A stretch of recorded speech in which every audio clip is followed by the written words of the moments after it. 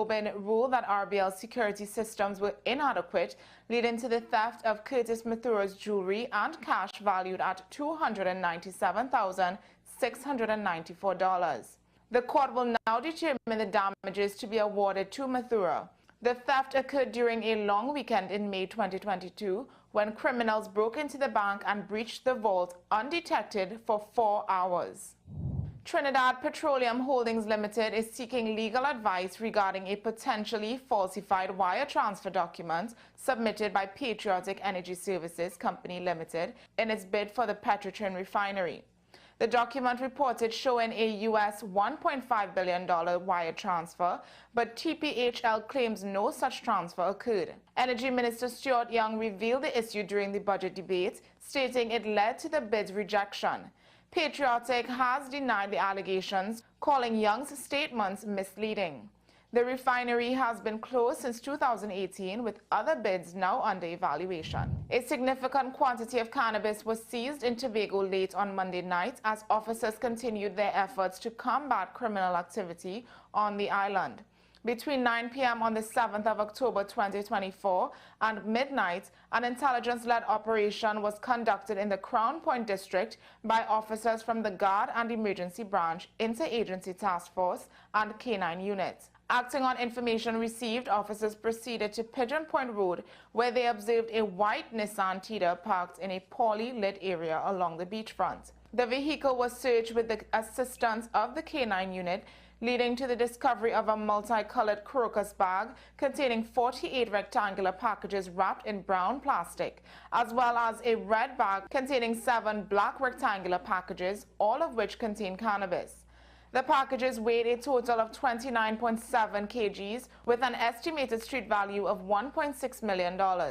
They were subsequently seized and transported to the Crown Point police station.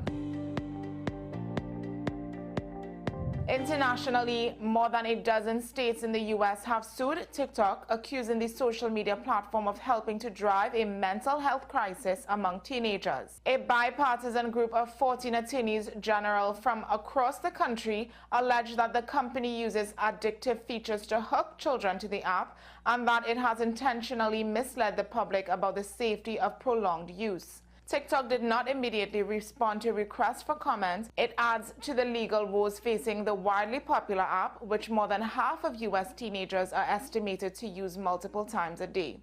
TikTok is already battling a lawsuit passed by Congress in April that would ban it from the U.S. unless Chinese parent company ByteDance agreed to a sale. Well, that's news to the hour on WESN. I'm Naomi McNish. Thanks for watching.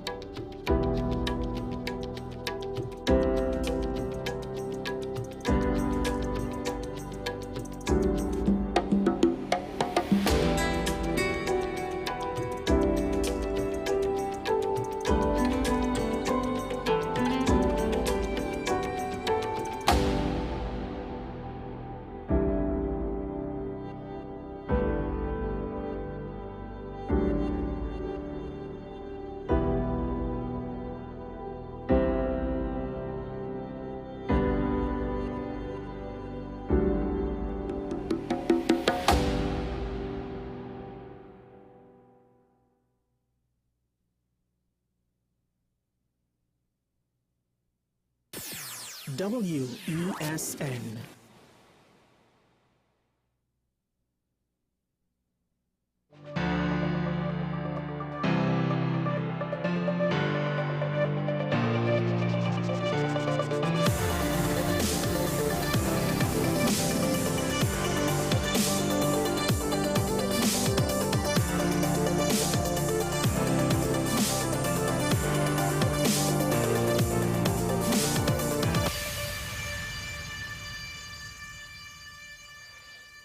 When things don't add up, start subtracting. An odd little quote that seems fairly obvious, stumbled across it this morning. The thing is, our problems in TNT, one could argue they're compounding. They are supporting each other. It's almost like one big house of cards, except the foundation seems to be a lot stronger, right? And each card is a problem of itself, but it builds up. Or maybe each problem is a brick. It's not so simple to blow such a house down. Our problems are compounded because when we start to look at them, we could see where there's connections, where the fallout from one problem feeds into the next. It continues to move, maybe not so much like a vicious cycle, but on a practical level, the effect is almost that, right? So, of course, recently now, bullying has come to the forefront. And like many societies around the world, we are reactionary. It's a problem that the general public, for lack of a better way to put it, was content to ignore because it wasn't seen as a significant issue until it was, until it became one. And now, there's reporting of another issue, which involves potentially a singular student misbehaving and bullying others in a school. This is not a culture of bullying, but rather this is one student being the focus point of what one could argue are multiple issues in our society converging and coming home to roost. Apparently, his mother's not around and his father is a known individual to the police. And the child lacks discipline. And one would ask the question, to what extent is he lashing out because he doesn't know how to express hurt or pain in his life, deficiencies in his development and upbringing? To what extent was he just not taught the right things? To what extent does he just lack discipline? Or the circumstances of his life are bad enough that it's causing him to respond in more and more extreme ways? Perhaps he likes getting suspension so he could not have to go to school. Now, the convergence is questions about parenting, questions about the effects someone who may or may not be involved in crime might have on a child, the effects it would have on the faculty, who apparently are afraid to get too involved, afraid to take too strong of a stance.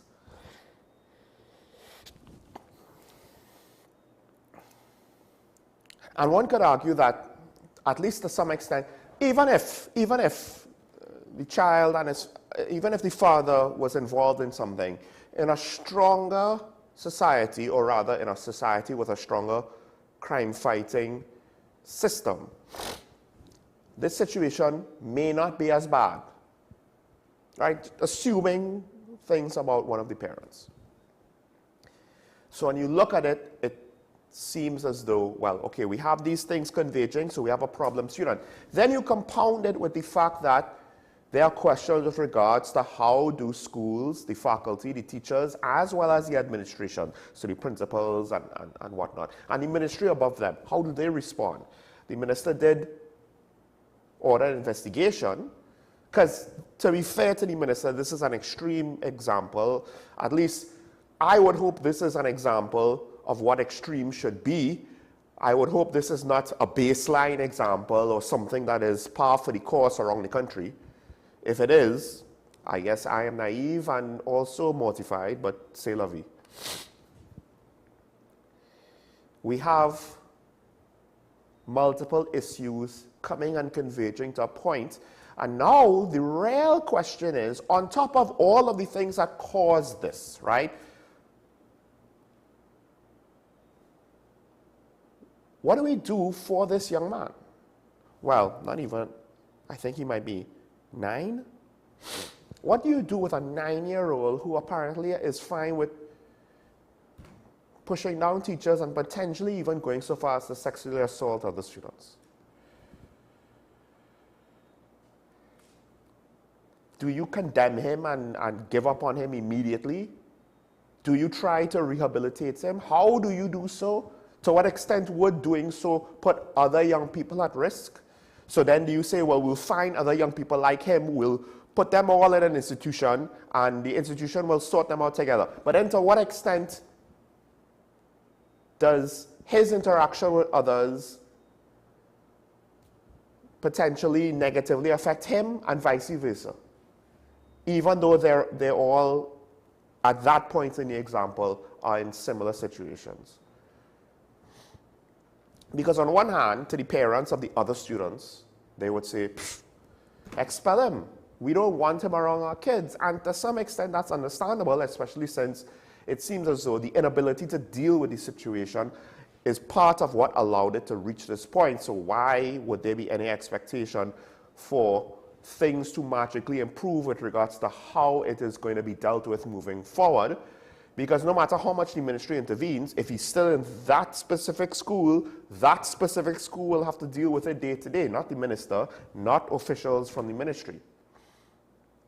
But again, do you give up on someone who is not even a teenager? Let me just double check on the age.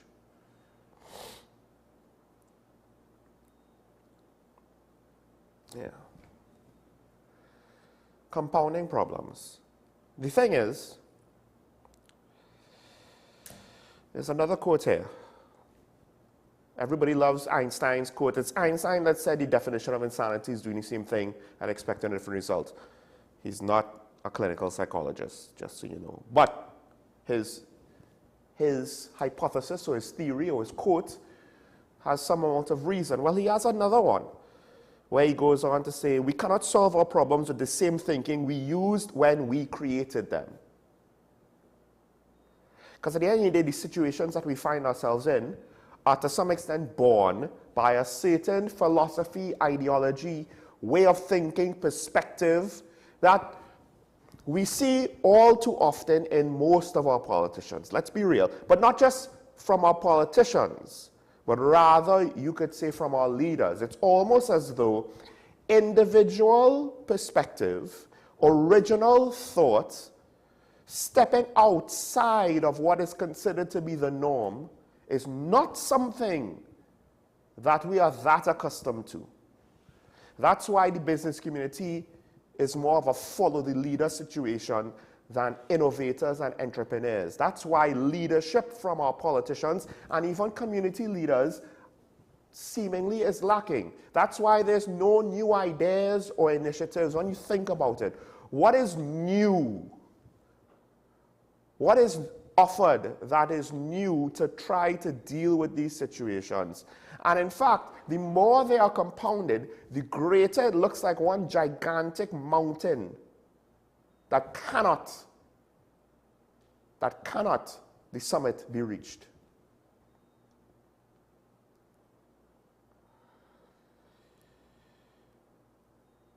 And it's the same thinking with regards to law enforcement that to some extent lead us into this crime situation. It's the same thinking with regards to education that to some extent leads us with some of our situations with a lack of discipline by students. It's the same thinking with regards to how society deals with child development that has allowed the village to disappear, that has allowed too many of our young men and young women to be at-risk youths who then, unfortunately, too many of those turn into criminals.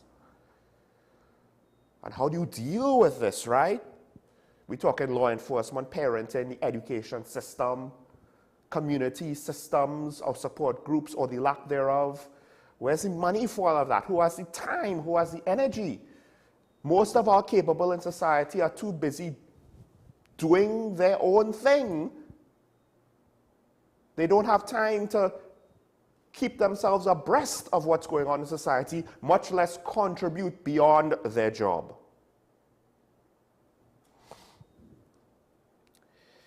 Which leads me to conclude, right back where I started, when things don't add up, start subtracting. It doesn't add up that we're continuing doing the same old, and getting nowhere good. So the question is, what do we start subtracting? Do we start subtracting the problems one at a time? Do we start subtracting the people who may or may not be performing? Last quote, all problems become smaller when you confront them instead of dodging them. And I think therein lies the key. Part of the problem is, dare I say, we have very few leaders that have even attempted to confront the problems. How many ministers have actually confronted the problems within their ministry? You could probably count it on one hand.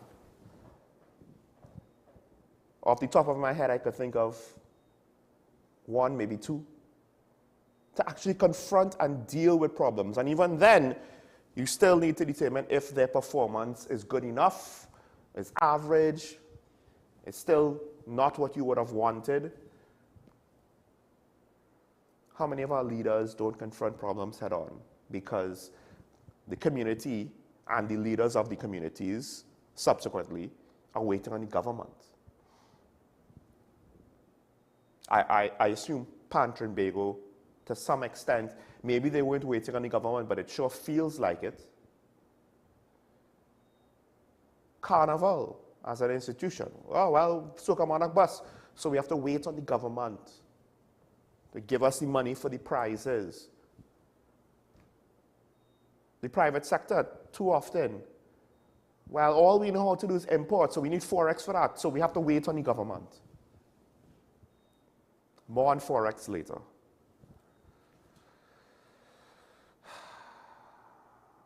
And at the end of the day, this one example of this one student where we see multiple issues converge and cause a larger problem is but one example. So keep that in mind. Sean Michael Small, this is Talking Point here. Before we welcome the good lady, let's just kick off the daily review.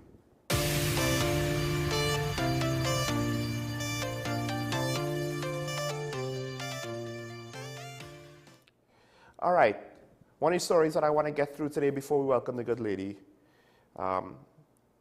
You may be surprised at some of the things I'm going to say now, but of course you should be aware, if you have been reading the papers over the last week or so, that some police officers were involved in a kidnapping that has subsequently ended in the victim's murder, or presumed to be murdered given the circumstances, right?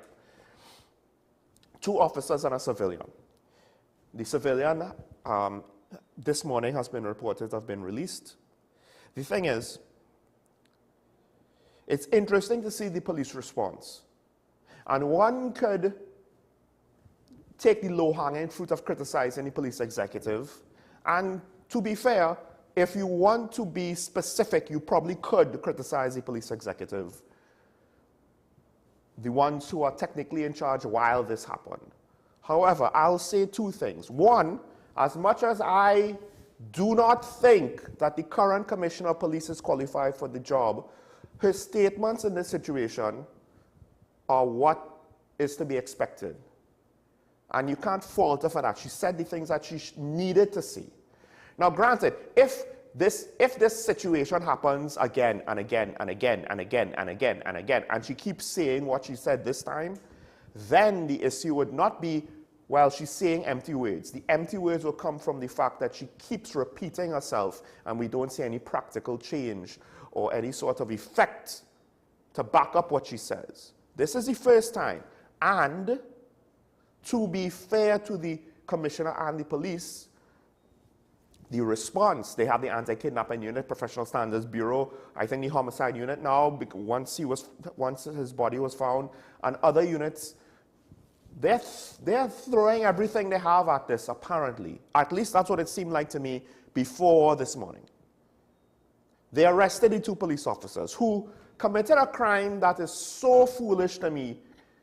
Even criminals know not to use their own cars when they're conducting crimes. They steal cars to conduct crimes, right? That's one of the reasons why the toll tint measure is probably not going to be as effective as the authorities think.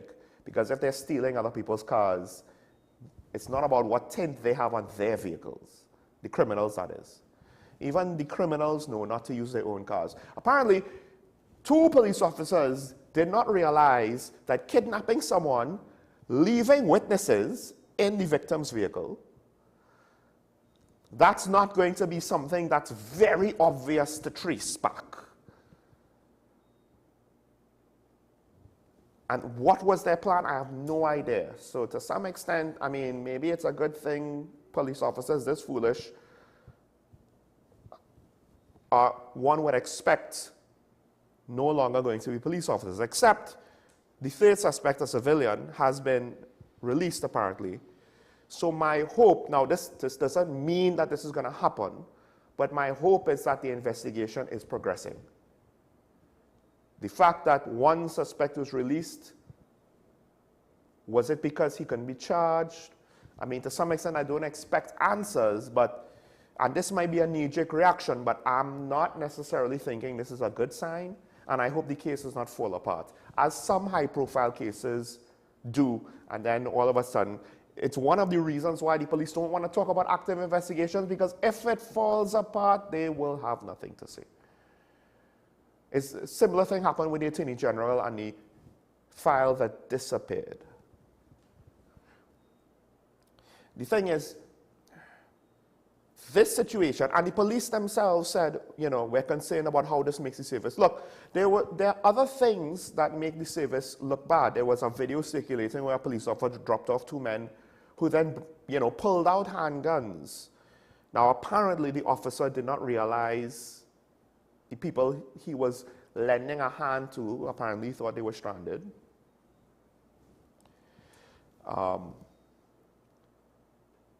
He didn't realize they were potential criminals armed with pistols. I mean, the video is not that long. It's almost as though as soon as they got out of the car, they pulled out the handguns. I'm not entirely sure for what. I can't remember if they engaged in a crime right after. And the thing is, these things erode public trust, and it makes criminals have an easier time at it. Not just because it causes people to be wary, to be witnesses, and to trust the police to not necessarily do the wrong thing when you're going to put yourself at risk. You want the police to protect you as a witness. Can you trust them to do that? There are times, there are things that makes it seem, no, not really. Case in point, the PC Guild situation compounds it, where officers lied over who shot who.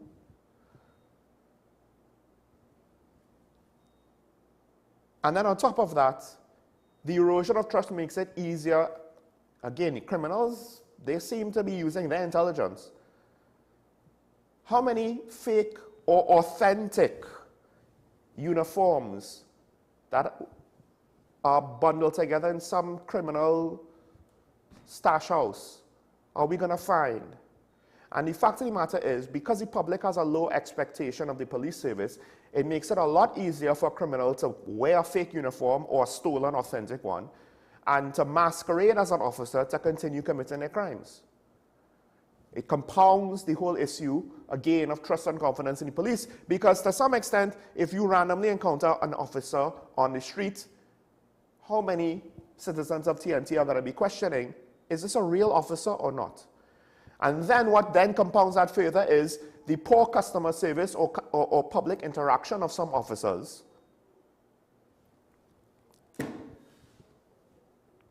But that's the actual officer doing that, not the criminal. It's the actual police officers being unprofessional. So then it obfuscates the situation.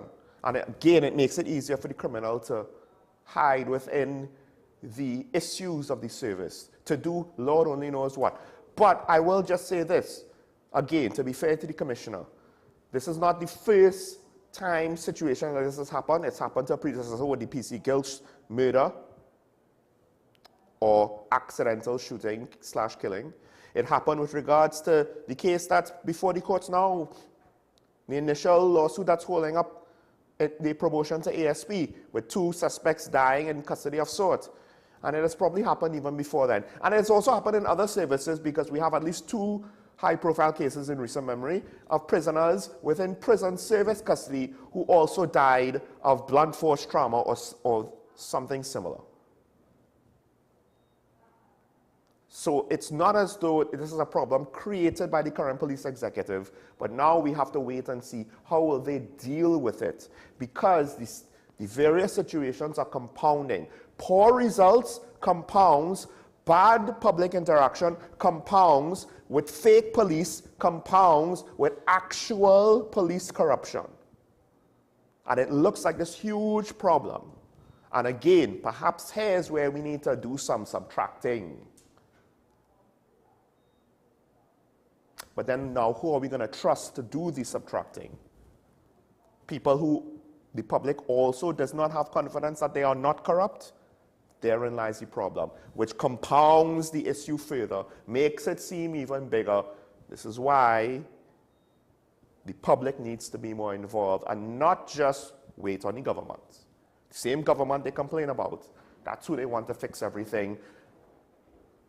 The same mentality that got us here, the same thinking that created these problems, why do we expect that to solve the problem? Let's take a break. When we come back, we welcome the good lady. Stay tuned. This is Dr. Man on WSN Show. Michael Small. We'll be back after this.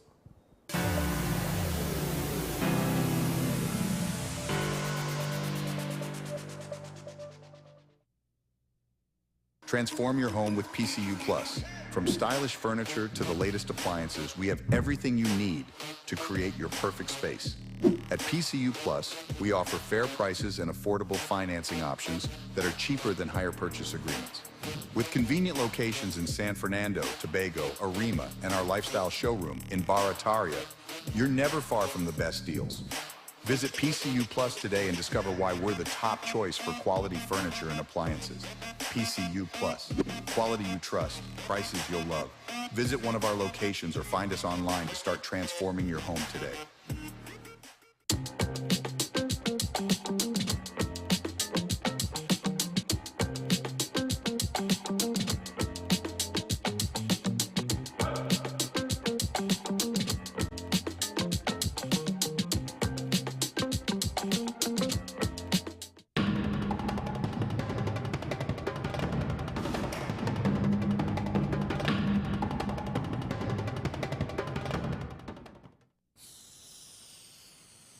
If these walls could talk, they'd cry uncle. They didn't plan to become offices or yoga studios, but they've stood by us, even when we got a little stir-crazy. For that, they deserve some thanks. They deserve Benjamin Moore.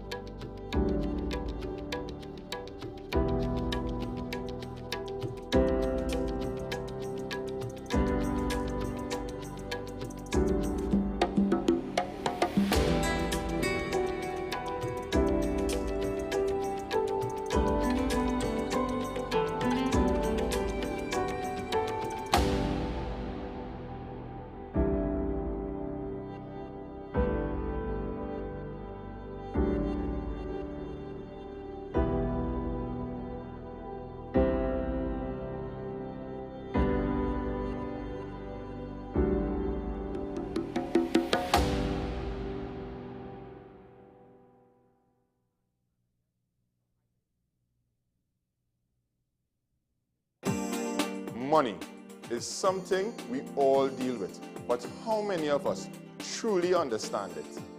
What if you could make better decisions with your money? Decisions that secure your future, protect your family, and bring you peace of mind. I'm Darren Jacobs, and I'm here to help you make sense of your dollars. Welcome to Dollars and Cents, the show that breaks down the financial world in ways that matter to you. No jargon, no confusion, just real conversations about money, your money.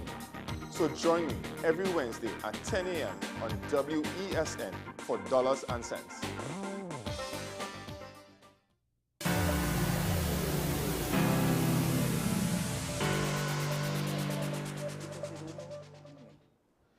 And we're back here talking about WSND, Content Capital. Sean Michael Smallhead, joined by the good lady herself, former Minister of Finance and Legal Scholar Extraordinaire. Here to speak more doom and gloom, as one director in Master Control would say. Well, at least about me, I'm not so sure about you. Karen, yes, Sheriff. Good morning, Karen. Good morning, Sean. And, you know, before I came on, I was listening to you off here, and I couldn't help laughing when you said that the police officers were so stupid. They used their What own else, cars. what else could you say? I mean, oh God, What if in fact, because you're innocent and proven guilty, but if in fact the evidence does support that, I mean, they look for what they get. I mean, that is true. You're innocent until proven guilty. It's just like, what do you hear about crime, right? Well, the criminals try to be nondescript. They wear generic things or they wear masks. They do things to disguise themselves. You come out with the most easily identifiable type of vehicle in the country, right? To commit a crime, allegedly. But with witnesses in full view. Yeah, but anyway, but that really, really speaks to a general decay in the country, and that it's just everything has broken down, so people just don't really care.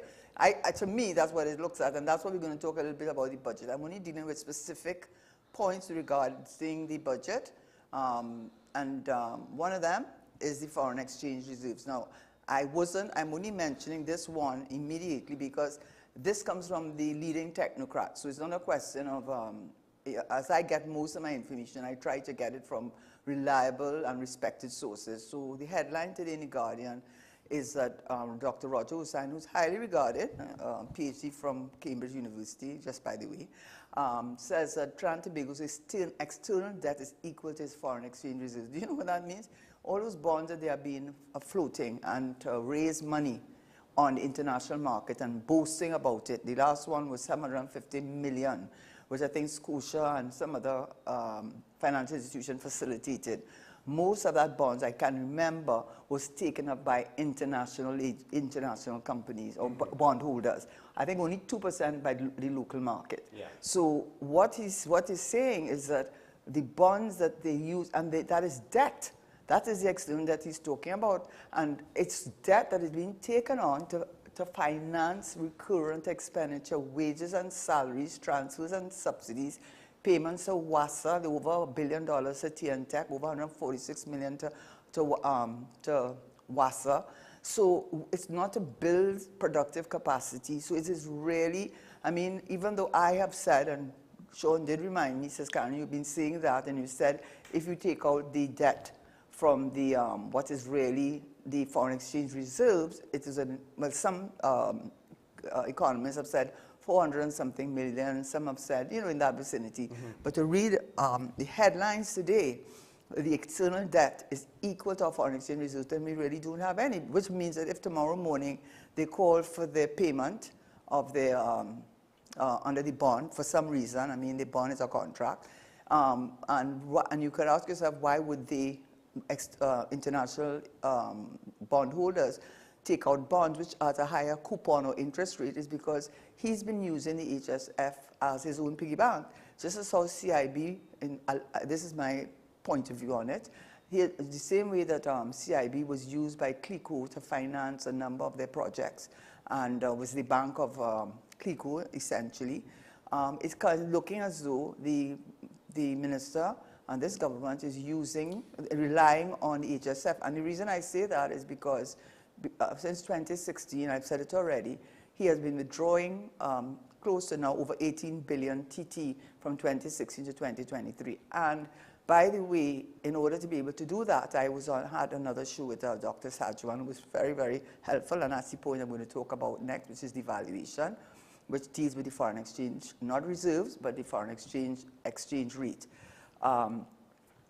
It's 18 billion. What is noteworthy about it is, yes, the COVID period, there were an understanding that there would be some need to withdraw from the heritage and stabilization, because it is a stabilization, but it's also heritage. But what is very noteworthy is in 2020, they amended that Heritage and Stabilization Fund Act in order to allow the minister to withdraw as much as US, because it's all in US dollars, up to 1.5 billion annually, and gave reasons as contagious disease, natural disaster, or where there is or likely to be a precipitous decline in revenue. So he's been using it every year, almost every single year, and that is and so when they boast now that it has 6.1 billion, it's supposed to have much more, because it's an investment fund. It's not like the IDF and other funds that you will have. The HSF is a fund that has been well managed by it seems to me, in the investment portfolio, and they've reached 6.1 billion, even though he has taken out the equivalent, how much? Over 2-point-something billion. Almost 3, I believe, US. Almost 3, yeah. So could you imagine if he hadn't done that? That fund probably would have about 10 billion. So it's no comfort to tell me it has 6.1, it recovered. It recovered, but it shouldn't have to recover, not to the extent to which he has been withdrawing from it. I think 2021, I can't remember if it was, it might have been late 2021. The investment portfolio essentially earned, I think, around $1 billion US at that time, that year, right? I could be wrong on that. And of course, there was the subsequent year, it could have been 22 or 23, when the stock market wasn't doing so well, and they didn't really earn much, right? So you can't just bank on the dividends from the investment to grow the sovereign wealth fund that is the HSF. So I agree with you. We keep going back to the 6 billion. Here's the thing. In theory, wealthy people will not use their cash reserves. They will borrow on their cash reserves. I get that. But I think what Hossein is saying, that it's more or less equal now 100%. It's a sign that, hey, we do have foreign exchange reserves. Well, right. How much more borrowing can we do? And it's not as though we expect the situation to turn around anytime soon. That's why he's using the HSF, and that's why, in my respectful opinion, I think to a large extent the amendment that was made, yes, it was precipitated by the COVID-19, but he added in anything is or is likely to be, and has given himself a ceiling of 1.5 billion US annually that he can withdraw from the fund. Because I think you agreed when I told you, Sajuan said on Talking Point, that part of the reason why his gas and oil estimates are higher than the reality, it seems, is for that. When expected revenue is lower, he could withdraw from the Heritage and Stabilization Fund. Well, I'll tell you that. I had on my show too, and we had a discussion on that same point. And I think and the other point I'm going to be, it comes from discussions with her, which is the value, which I thought she made a really good point. But with regard to what you're seeing there, when they passed the 2020 amendment, you didn't have to, you could have no deposits, and there were no deposits except maybe in 2022, but there were limitations on the amount that you could withdraw. It had to be 60% of what was the additional revenue earned, because the price of the budgeted price went over 10% of what you budgeted. I don't think he's too concerned about the budgeted price, and that is why I said in a pre-budget interview that I thought, based on what you're seeing gas trading in the whole of 2023 and into 2024, even though they say they wheat it, I said he's going to go with a far more conservative price, this time of $3.59, because he's not so much concerned that he has to put money in the Heritage Stabilization Fund, because that's his piggy bank now. See, he has almost used up. The debt is about 74% to GDP, which means if you added up the value of all the goods and services produced in Trinidad for a fiscal year, which ends on the 30th of September of the year and starts in the 1st of October. That's how it goes. If you added up all the value of all those things, he's saying that we're carrying, the economist is saying that we're carrying, or what the data is saying, that we have 74% debt that the country is carrying. 74%, 73, 74, let me be careful, but I know it's over 70. So when you have a high debt profile, and you're not America where you could just print money, right? Or Japan or other countries that have much larger debt profiles, but they can afford to do that. We can't afford to do that. And when you have that, I think that's why he's going every year into the Heritage Stabilization Fund. So he's not worried that if you have to put anything in the HSF, because you just take it out. Yeah, and when you take it out, it's not debt, you know. Remember, when he takes that out of the HSF, it doesn't add to the debt profile. Yes, but it does shrink on assets.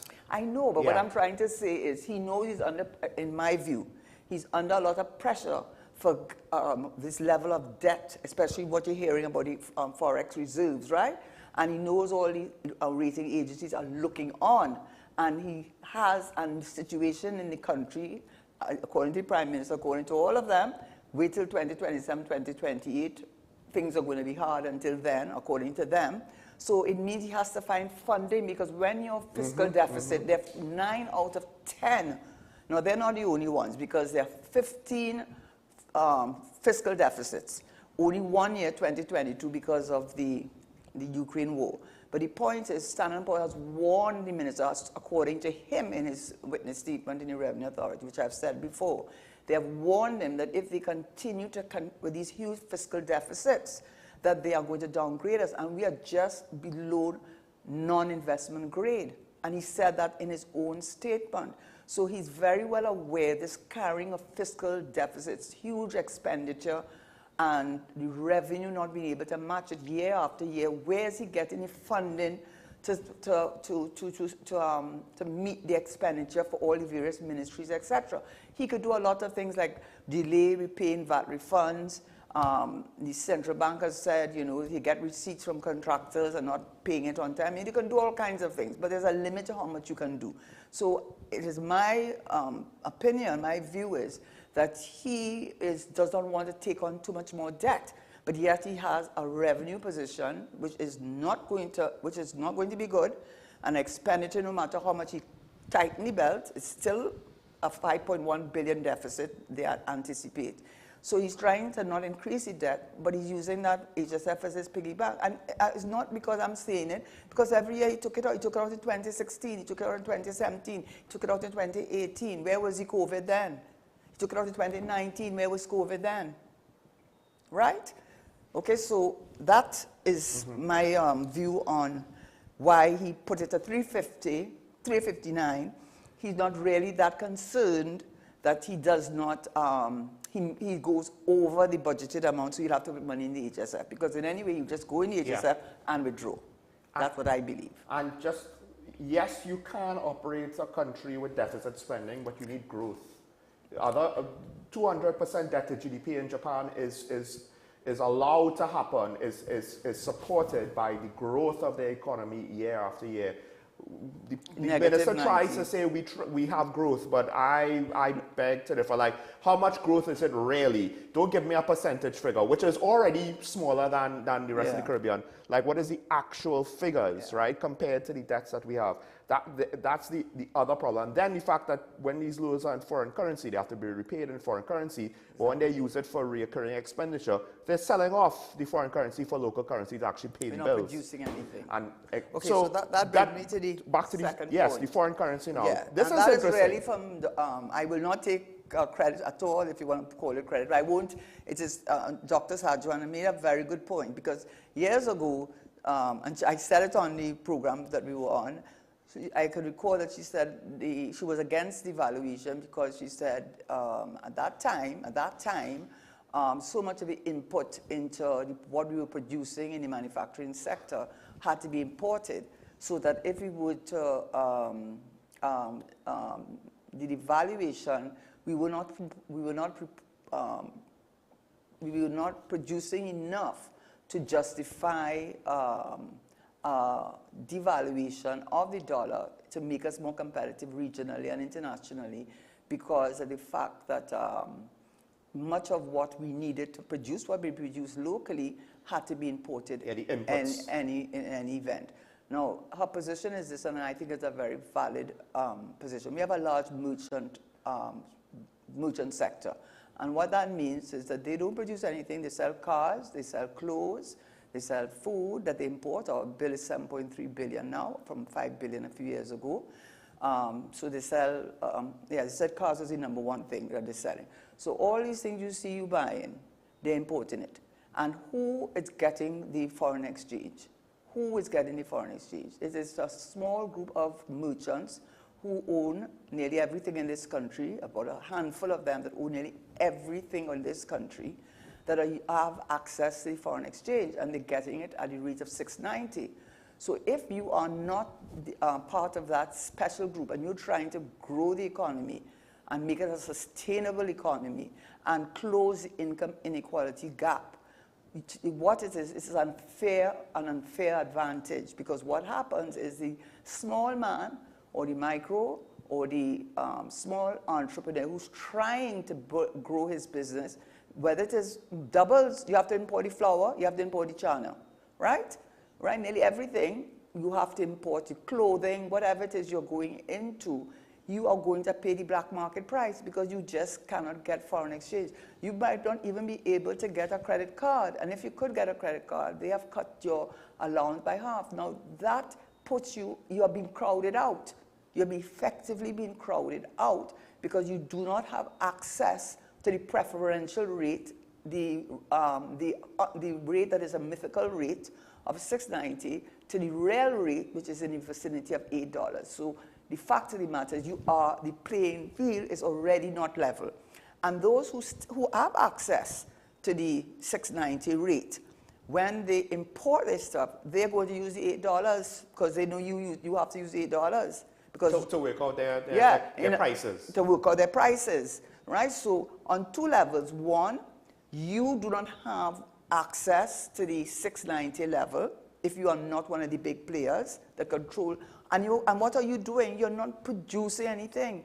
In large measure, franchises. We have franchises littering this country. Mm-hmm. We have franchises in this country. Car business, all that is emerging because they are not producing one thing. What they are doing is using up your foreign exchange, getting much of it through the bank at a preference rate of 690, and yet you're telling the small man that you want to close income inequality gap when they do not have access, not to go on holiday, but to build their business because they can't get access to the 690 rate. And the reality is people are playing on the what do you call the black market at $8, the $8 exchange rate. So the playing field already is not a thing. So her argument was that whilst previous years she was against devaluation, she's saying because of the inequality and because of the limited amount of foreign exchange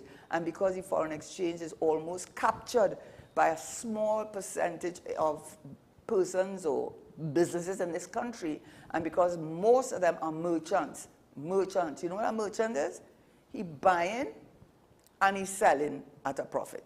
He buying and he's selling. He contributes to the foreign exchange reserves? No, he's not. So you're not giving the country or the small man a chance to compete with you to even start to build a business, to even create a business. So the reality is maybe the dollar does need to go to $8 so that this black market thing can come to an end and that you could go in the bank, well, if there's any foreign exchange available, that everyone, the playing field at least will be level, and you would be able to at least have some level of competitiveness if the rate is changed and there is a devaluation. Because I think people need to understand, right? Mm-hmm. So if you can't control things with regards to price, what's going to happen is you're just going to have shortages. That's why it's so hard if you want to travel abroad for you to get foreign exchange for you to travel abroad, to have cash in hand. That's why the banks keep slashing your credit card foreign exchange amounts, the US side of the credit card. It's not because they want to be hard on the small man or they want to be hard on the But they are being hard on the small I mean, man. they are. But the fact of the matter is, if they had the money to finance it, they want the interest rates, right? But the supply to them is shrinking. Think about it that way. The credit card US issue, they have cut it multiple times in the last, 4 to 5 years or more. It's a potential sign that the situation is not just worsening, but the amount available is shrinking. They are no longer confident that they could pay off because they have to actually get the US to pay the retailers that you buy things from online, right, with your credit card. And that is one of the ways that small businesses try to get around the system. But at the end of the day, the shortages are not going to disappear just because you have a workaround. So the banks are going to catch up because on a practical level, if they don't have the foreign exchange to pay the bills, to pay the suppliers, to pay the retailers, they're going to get in trouble. The key point I'm making here with this devaluation is that the handful of the merchant class, because that's what they are, they're not producing anything. Yeah. They're not producing anything, much as local, much as for the export market. They're not producing, they're just buying and selling, all right?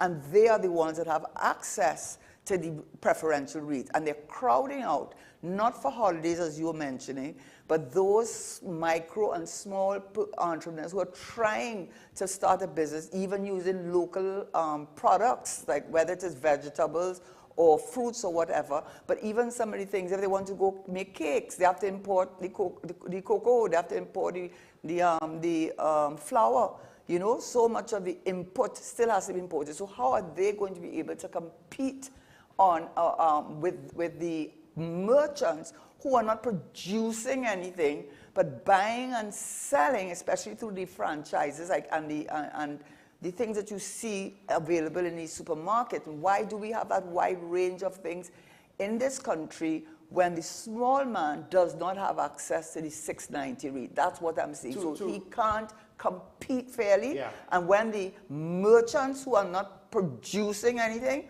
and creating foreign exchange, they are going to mark up their goods as if the rate started $8, because the rest of the country, who doesn't fall into a handful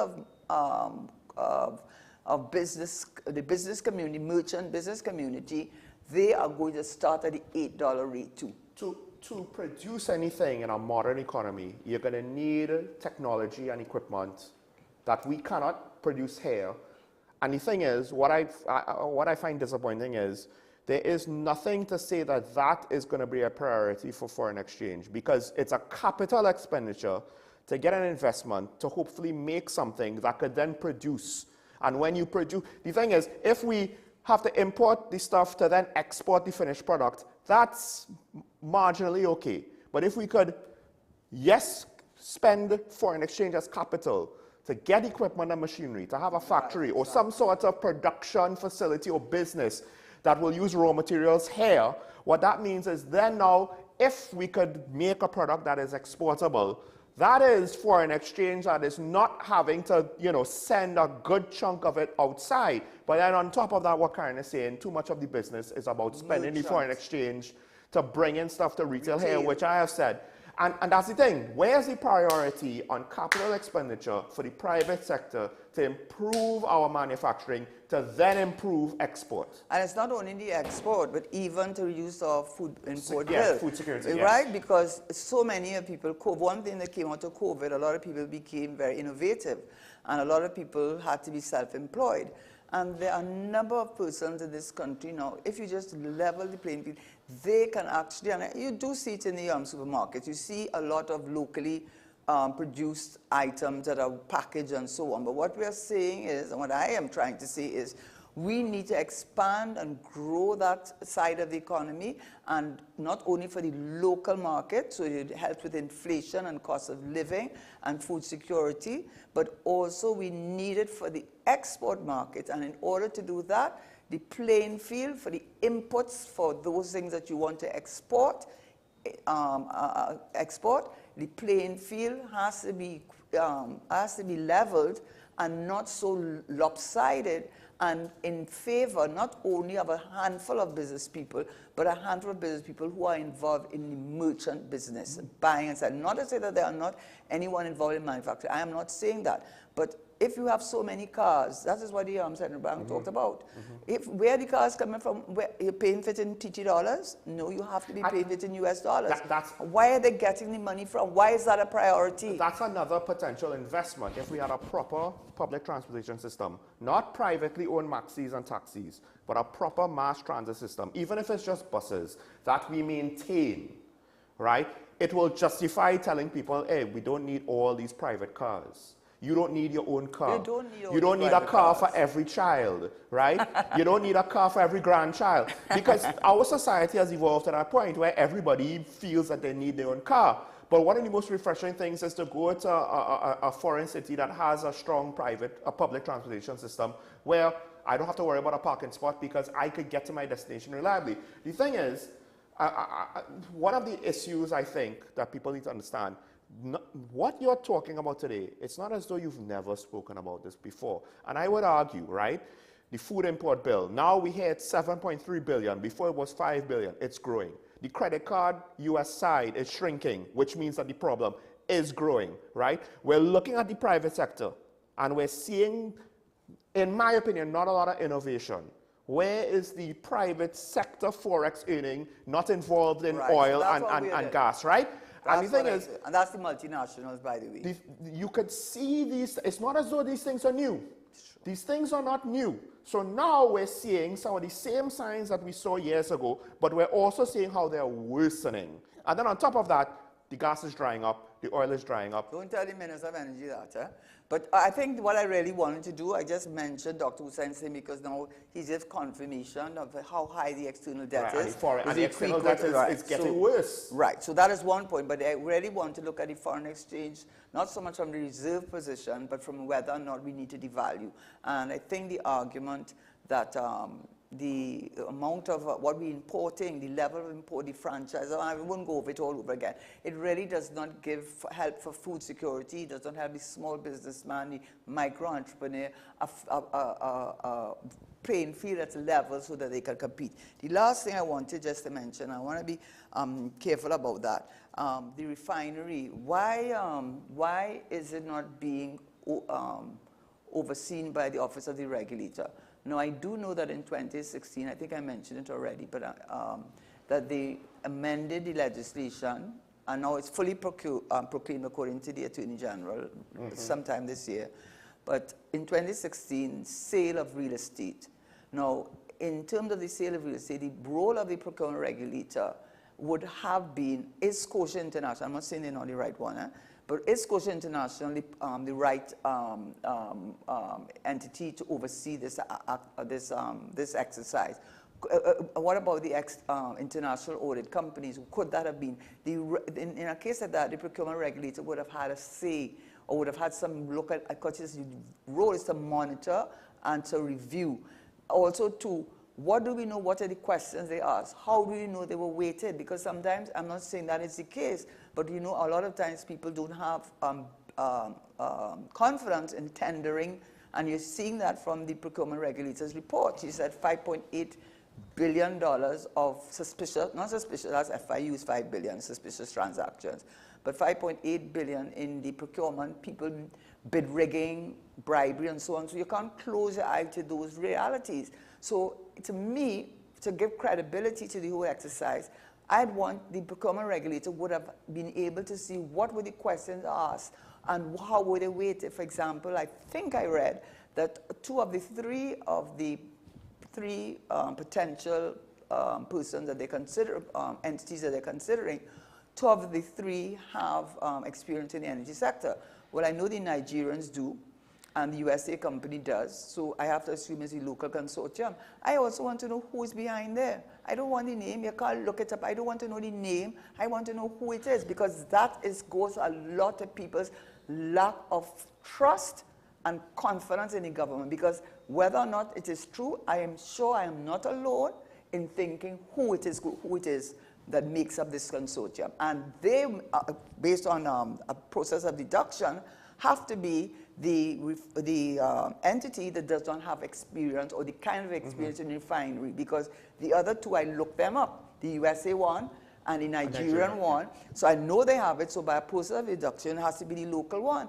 I want to know how they got into the game, how they were weighted, how the weighting was done, what were the key indicators to determine whether they should get the, who should get the refinery if it's, when it is sold. And that's where the procurement regulator would have played an important role, because that is the role. The role of the procurement regulator is transparency, accountability, and value for money. So the procurement regulator wouldn't,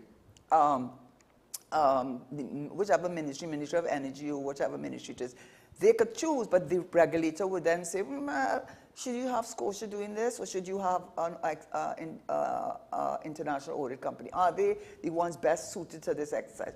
Should these be the questions that should be asked? Should this be the process, and so on? So you'd have that credibility, and we don't have it. And the point I'm making here is that 2016 amendment, have the regulations been passed? Because to me, it would seem that this exercise with the refinery should be undertaken under the purview of the regulator. And finally, I think we need to know the name of those shareholders. I do not want to know the name of the company, because I'm sure I could go and find out the name of the shareholders for America and Nigeria. Yeah. I want to know the name behind the name of those consortium, because unfortunately, I am not alone in speculating who could possibly be behind it. Here's the thing. Let's not forget, Karen, that when we wanted to find out the names of lawyers that was receiving public money, the Attorney General said he can't do that, I'll put them at risk. But when private shareholders voted against the government's interest, all of a sudden the Attorney General wanted the names. And the hypocrisy will continue. They don't want to give you the names. No, there's an NDA. I want to know the names. But here's the best part. They will probably try to say, oh, we have an NDA. The thing is, if you and Shell have an NDA, I can understand that. That's the global practice, right? You and a local somebody have an NDA to protect what? To protect whose global interests. This is, if it's a local company and it's our government, right? Why we can't know? It's our public, it's our assets. And the purpose of that legislation, the procurement legislation, is because the Central Tenants Board ordinance did not provide the level of transparency, accountability, and value for money. And that is why it is in the interest of the country, but this is what this government has done. That's why you have that more and more instances of a level of bold-facedness, if I could use the term, in the way the government operates. So with regard to the refinery, I would like to know who are the names behind that consortium and what experience, if they are they be put forward, what experience do they have in the refinery business? Because the other two appear to have. More importantly, while this is an oversimplification, right? Because the accounting, the dollars and cents might not bear this out. But generally speaking, you don't sell a business or land just so, right? Because you give up an asset like that, you know, you're losing out. Yes, you might get a lump sum. Now the question is, the refinery, you call it an asset, right? To what extent? Yes. If it is financially viable enough for our private sector entities to buy it and operate it, then we have to ask the question, why are we giving up? Why are we giving up? Because you don't sell an asset, you don't sell a business. Now, yes, the details, it might bear out to be financially viable to do so, but in general, they haven't given us those details, right? This is why the procurement regulator is saying somebody needs to oversee these things. We can't just take your word for it. She didn't say it, but that is what the legislation requires. And we want to know, because this is a major, this is the refinery, it's not a minor asset in the government's arsenal of assets. It's our asset, actually, because it's public, it is disposal of public assets, you know, it's not privately owned. Now, we won't go back into the argument why they closed it down in the first place, but we know because of closing it down, it's going to cost even more to start it up. But all I am saying is that I think that the sale or potential sale of the refinery should have been overseen by the Office of the Regulator. And secondly, we in the country need to know the names behind those that consortium. And I'll just say this, it's another side. What happens is when a rich family has to sell off its business and its assets and its properties, that's a sign that they're in decline. So like I said about the foreign exchange situation and our foreign debt position, This is potentially another sign that, again, it's not, you can't say it's good news. Hooray, we're selling off our assets. Why is that good news? Okay, with that, let's take a break. When we come back, we'll open up the phone lines. Stay tuned.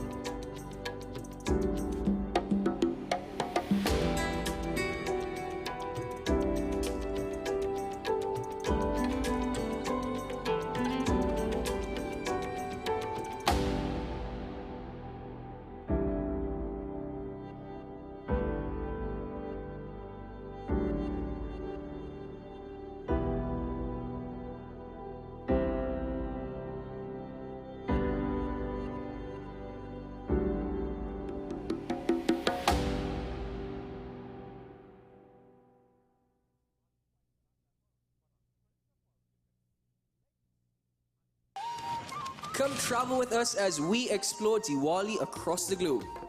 Diwali is celebrated in many countries worldwide, but do you know the traditions and practices of each nation? From Guyana to Australia, WESN presents Diwali Passport.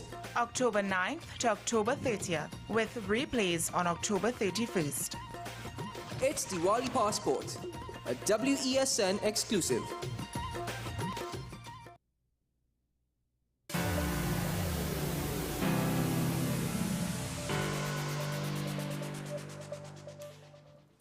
Welcome back to Talking About WSN, the Content Capital Show. Michael Small with Karen Shera, former Minister of Finance, of course. Very important in these times where we have things like budgets, where budgets are being used for campaigning in the next national election. Allegedly. Allegedly. Or so it appears. I mean, so it appears. It's unavoidable, right? Yeah, so I'm not going to knock them for it. You should knock them for it. That's not what you use a budget for. Don't do that. That's wrong. You know, where's this country going to? We're going to, I mean, I'm sorry, and that's some of the money, you know who they have in the parties for? No. When I say, I think you're talking about financing, I'm talking about the politicking in the debates. Okay. Right? Mm-hmm. That I think is unfortunately unavoidable. And I mean unfortunately, but it is reality. Yes, the financing, of course, it's funny how allocations were reduced, and we're not entirely sure reduced for what purpose. Right? Where's the money going to with regards to the election year budget? We won't say anything more about that. We have Diego Martin on the line. Good morning, caller. You're on here. Caller, good morning. Hello. Morning. Good morning, Mr. Small, and good morning again to the Honorable former Finance Minister. Ex-Finance Minister. You know you have to say that. You can't say Finance Minister without saying ex. Right, but you know, sometimes karma take its course. So I'm not going to interfere with karma. I do have that divine wisdom to say nay or yes. All right. It's just I want to talk about I want to talk about the budget, and this is serious. Mm-hmm. I want to give some guidance to the Honorable Prime Minister how he could cut his 50 million entertainment budget. I want him to do like the Honorable Davlin Thomas from NCHRA. Cricks and sardine for his entertainment party, that will cut the budget by 49,500,000. So if you could do it for the people in the hospital, who is out there better than that? So that is all. That is a prudent decision to make. I hope he can make that we had to tighten we belt. So we'll tighten we belt and eat sardine and biscuit and sip. We ain't go sip Reunit, your expensive wine. We could sip some Korea. That is your leadership. The other thing I'm very serious about, this Minister of National Security has put his foot in his mouth. And you know what? Why I want? When he say somebody confided in him, a confidant, to wipe out somebody for $60,000. What that tells me, if somebody confided in you, you part of a serious organization. The fact is, the Americans said in the 2022 report, a government official links to crime. He just put his foot in his mouth. And what I want to know, if the police going to question him, because we have the proliferation of gang, and every time it's a gang. And he is being confided with and telling all the secrets of the Cosa Nostra and the gang. He have a lot to say and a lot to answer. They should pull him just like Christmas list and treat him like New Year's list and ask him who is that gang member. I hope he's not using taxpayer to put that person confided in some safe house, you know. I go and have a nice morning. Thank you, caller. Yeah, but he, I think that is, you have another call? Yeah, we have Faisal on the line. Right. Good morning, caller. You on here? Good morning, Karen. Good morning, Sean. Morning. Morning to the Karen, I've seen a new gate on the horizon, you know, girl, because I hear the Minister of National Security making allegation that some high UNC member say some young member to wipe out a man. But it is under the cover of parliamentary privilege again, just like email gate. The other thing I want to touch on is Train 1. $200 million was spent to upgrade Train 1. And yet still, we have no gas to run it. So we're going to mothball it, and by the time we're ready to use it again, we have to spend another $400 million. Mark Loquan, who would have gotten a national award, I think it's ORTC, if I'm not mistaken, you know, respect to him. Maybe would have done a good job in the past, but I understand that the NGC would have spent a further $200 million or 200 million TT, I'm not sure, to build a compressor station. That when they finish building it, almost 90% completed, they realized there was no use for it. Yeah. They didn't have use for it, Karen. And I wanted to do an investigation with respect to Cornerstone and $175 million. Please, thanks. I think when they use a compressor, at least we're talking about trying to extract the natural gas. My understanding from a former Minister of Energy is when you have to do that, you're really scraping the bottom of the barrel. And I suspect the $200 million, if it was spent on Train 1, was not spent by Shell or BP, because they had already said they were not putting any more money into it. It was not feasible to continue trying to extract gas from the Train 1, and Train 1 had been shut down for a long while because the other major investors would have no part of it, and that's why they had to restructure, and restructuring excluded Train 1. So we have San Fernando on the line. Good morning, caller. You on here? Caller, good morning. Good morning, Sean. Good morning, Karen. Good morning. Firstly, Sean, I want to touch on something you talked about with the gentleman that was kidnapped allegedly. Well, he was murdered, so yeah, he was found dead, right? Let me say this, Okay, those two officers are still in custody. I think, based on the information, that at least those gentlemen should have already been charged for kidnapping. Those two officers.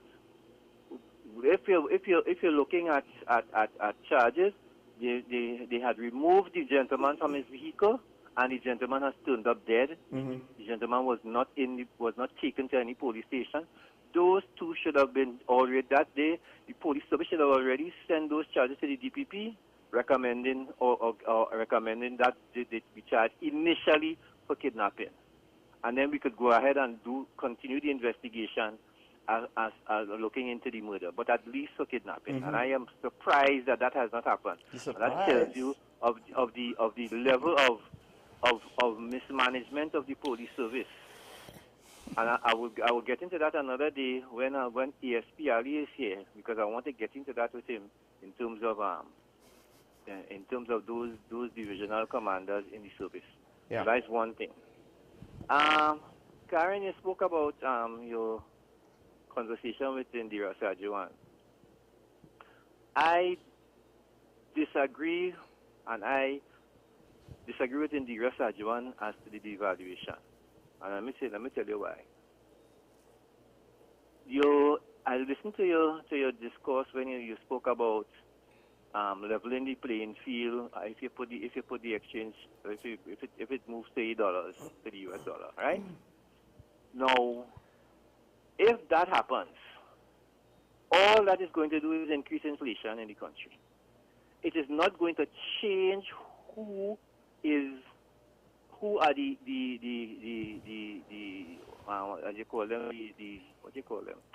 the importers or what you call it, the merchant class. The merchant class is not going to change, and the modus operandi of the banks is not going to change. What has to happen is if they to reduce the, let me give you an example, to reduce the food import bill, there has to be an intervention on the state level.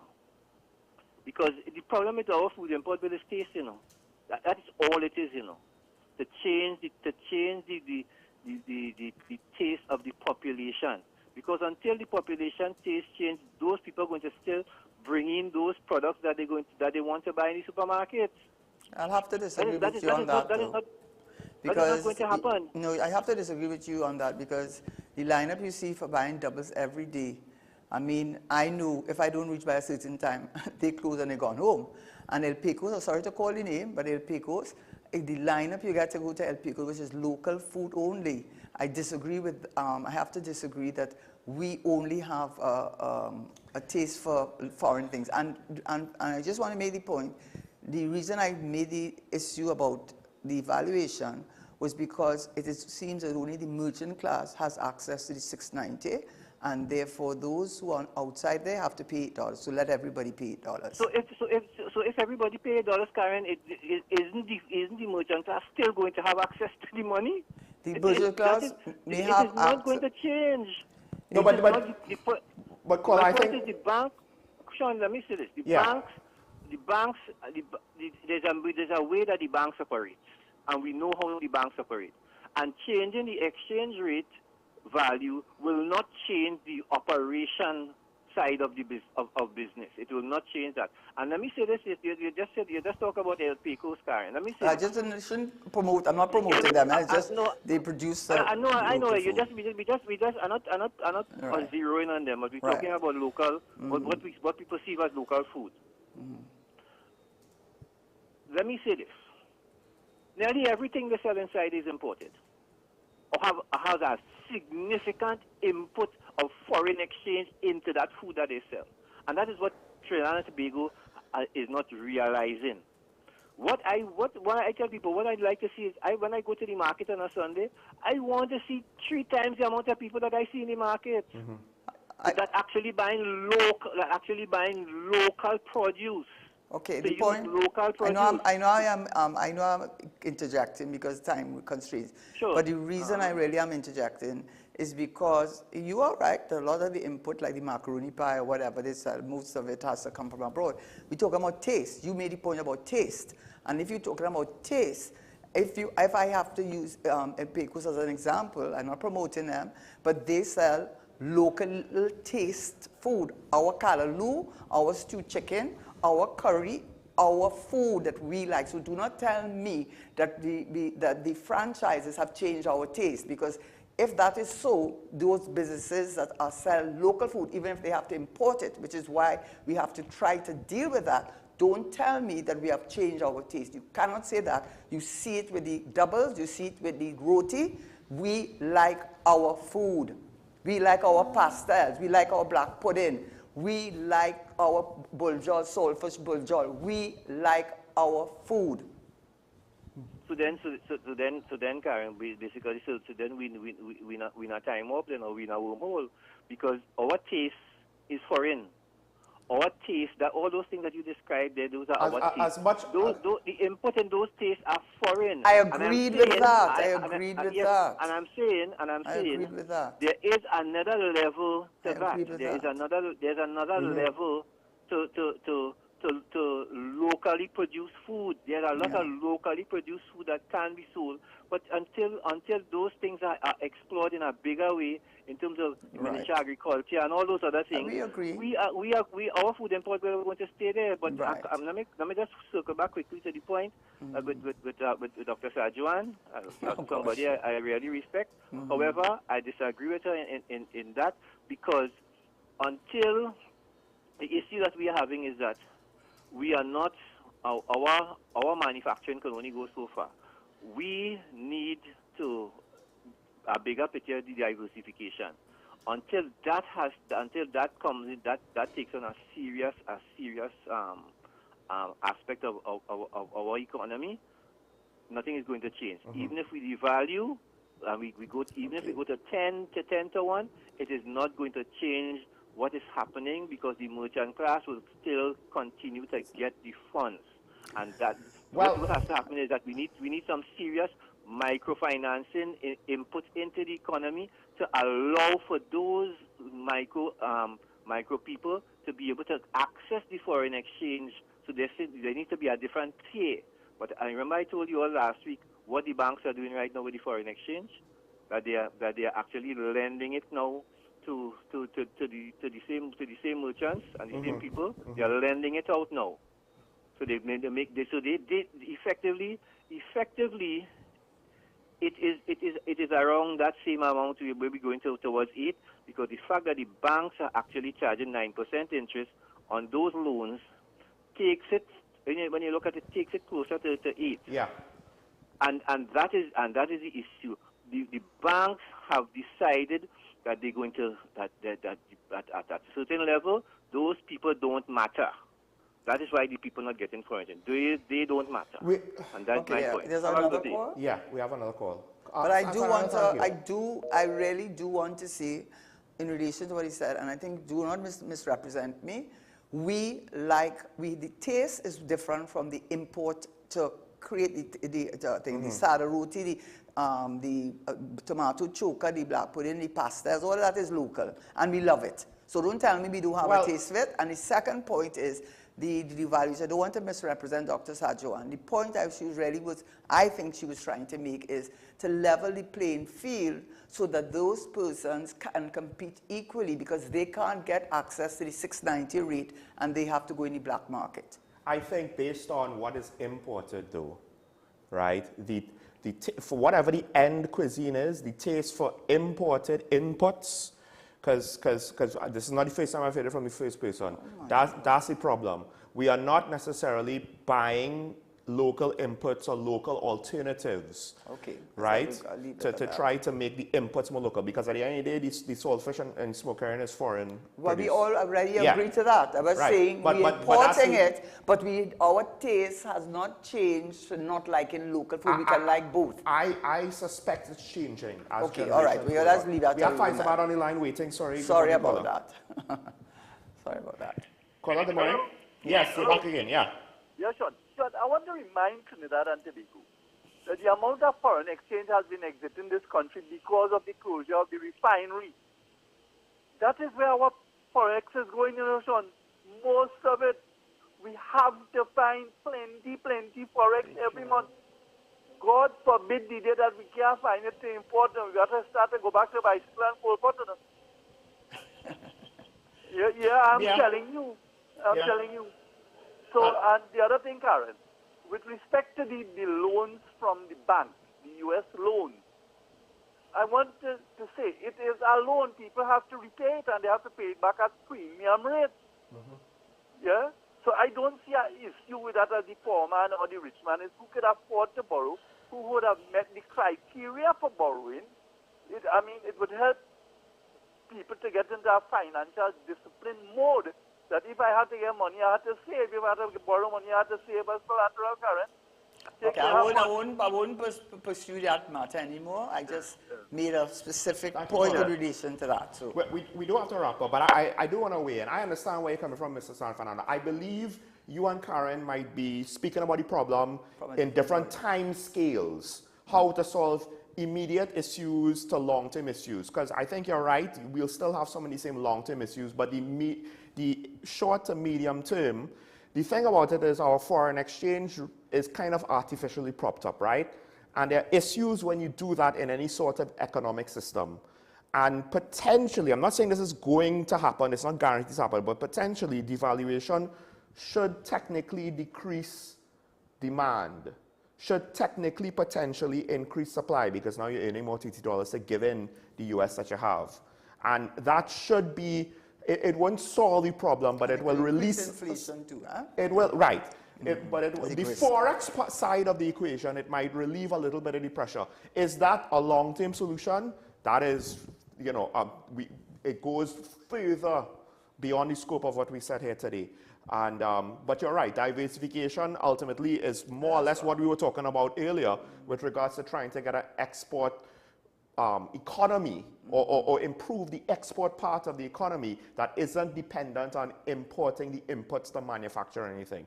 So that, even if you have to import, as you said, you don't mind if you import it if it's going to help you to produce a product. Yeah, if the value chain, the added value is significant enough, then yes, we should also be doing that. Machinery or whatever it is. What one could argue, it's not as though most of our imports are then to export, but rather most of our imports is to consume locally, and therein lies the problem, because the money is the money payment, right? Even if we use US dollars instead of TT currency for local buying and selling, that's not going to solve the problem, because the cash flow is going to be going too much in one direction, right? So that's not a solution either for anyone that thinks it might be. So this is all I'll say is I'll go back to where my point on this topic. There are signs of this getting worse. To what extent are we going to put our head in the sand and allow it to continue to worsen and devolve and to depreciate before we try to find a solution that is not based on the type of thinking that got us in this position in the first place? And with that said, I want to thank all the callers and, of course, the good lady for joining me. It's a good discussion to have, folks, and maybe this is something that we'll unpack in the future. But with that said, make today a good day, as Mr. Shaw would always say. Remember your allegiance to the Republic and to each other. Stay safe. We will see you tomorrow. Bye-bye.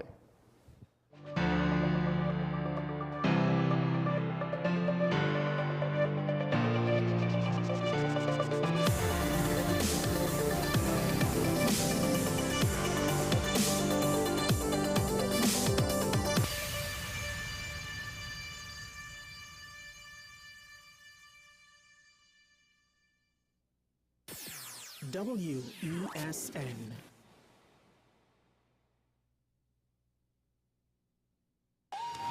Come travel with us as we explore Diwali across the globe. Diwali is celebrated in many countries worldwide, but do you know the traditions and practices of each nation? From Guyana to Australia, WESN presents Diwali Passport. October 9th to October 30th, with replays on October 31st. It's Diwali Passport, a WESN exclusive.